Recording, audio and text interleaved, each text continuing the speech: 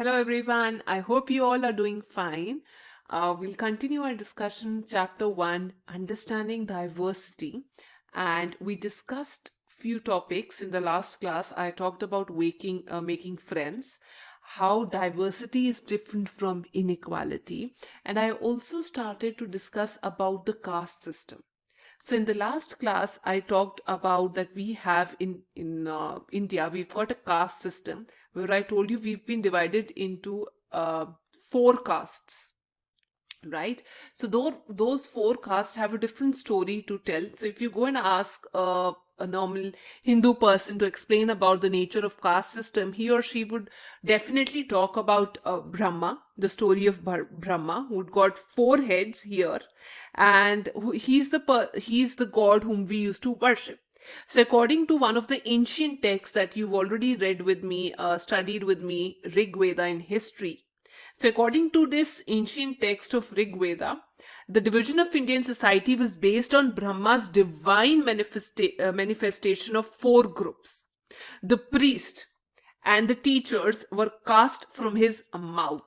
So, we've got the priest or the teachers out from his mouth, the rulers and the warriors out from his arms, then the merchants and traders from his thighs, and then we have the peasants from his feet. So these are the different set of people. So in case you do not know what is caste, caste has another name to it that you happen to see. It's a hereditary social structure. It's also called jati. So in the last class, we talked about Samir 1, in case you guys know, and Samir 2. Right? They both became friends. They were quite different, had different set of cultures, religion, practices, wore different clothes. And to that extent, they even spoke different languages.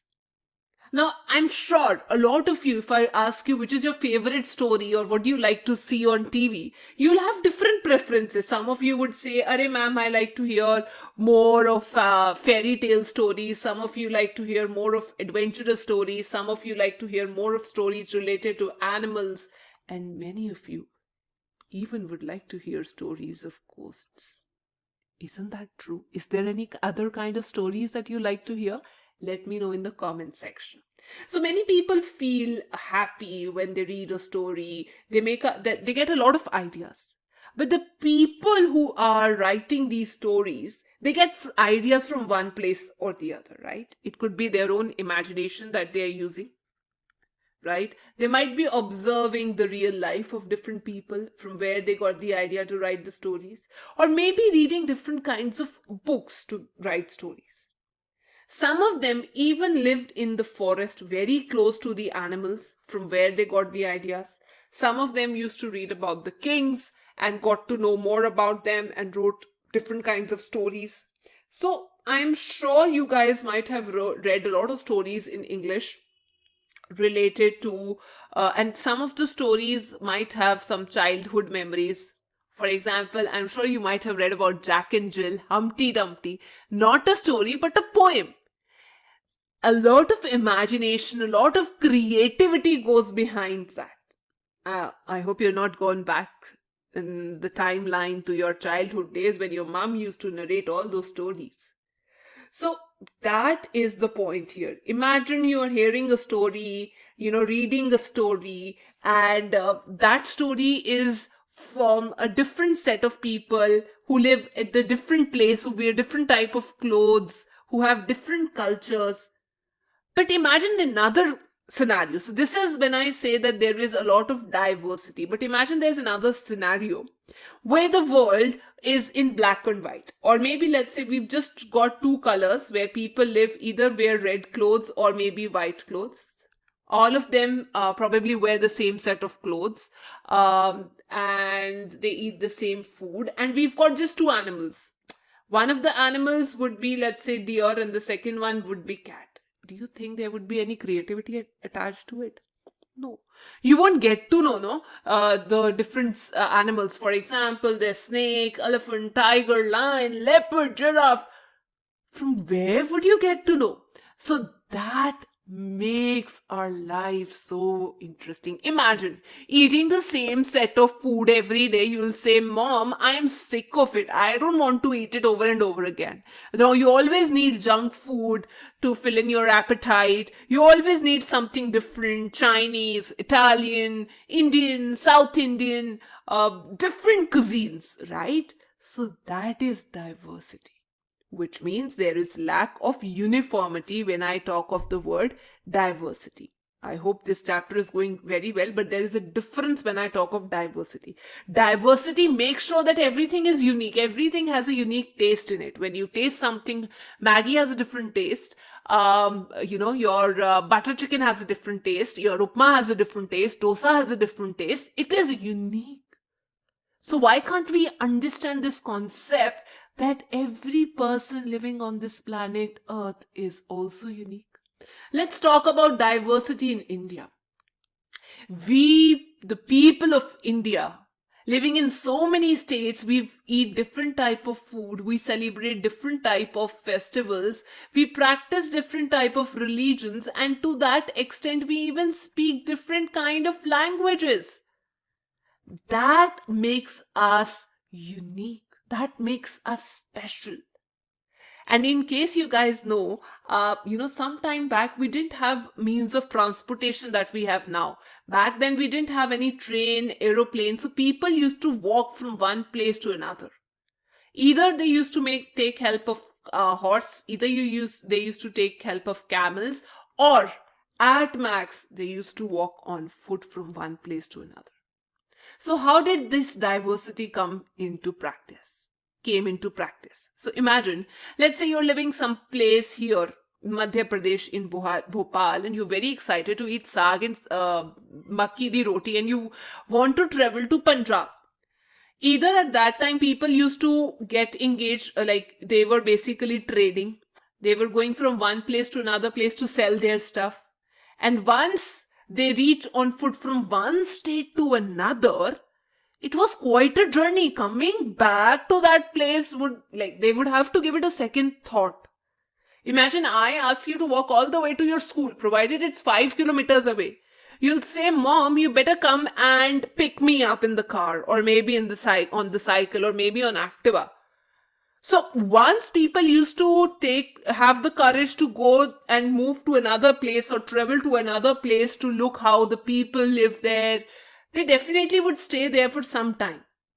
And many of them, they used to, as I told you, some of them, they used to go to trade. Many of them, they were forced to leave their place because of all the natural calamities. It could be because they had to face famines.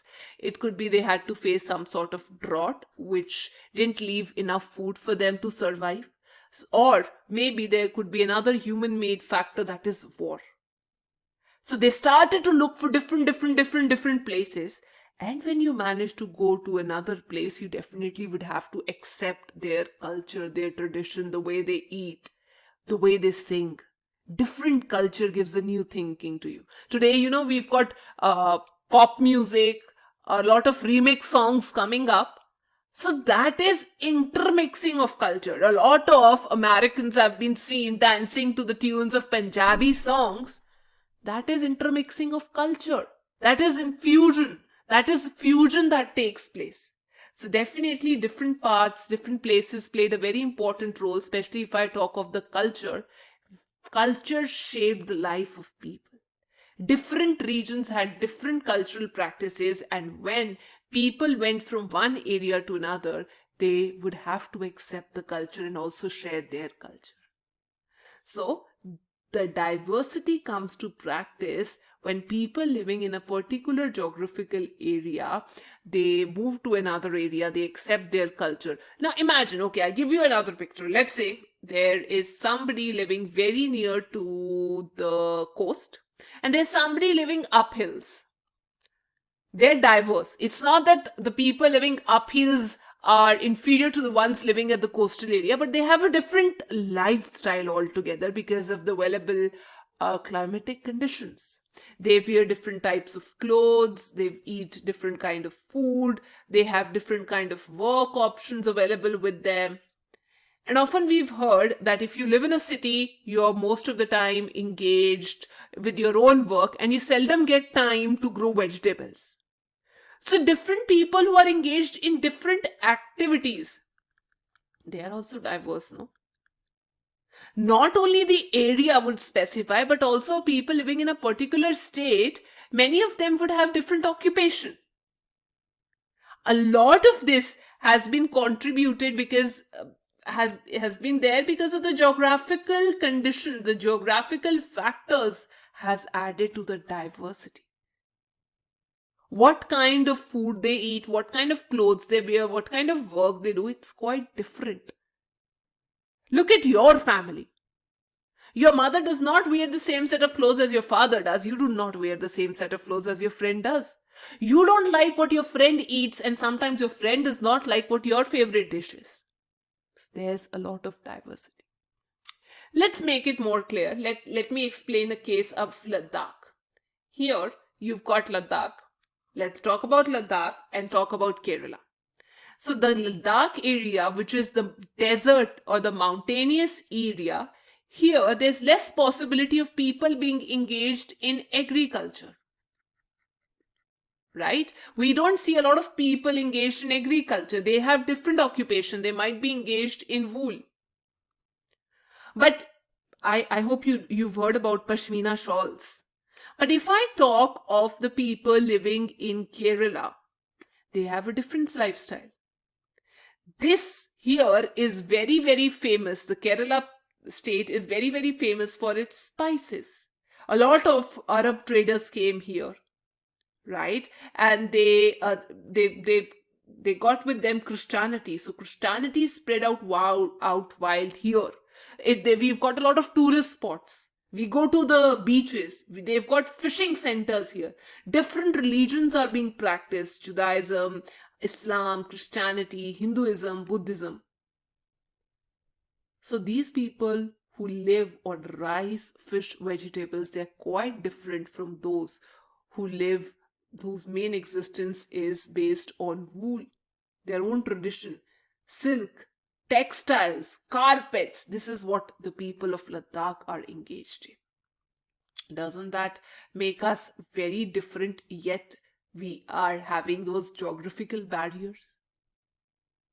Right? So in case you guys are interested to learn more, please do not forget to like, share and subscribe. I'll come up with more interesting videos.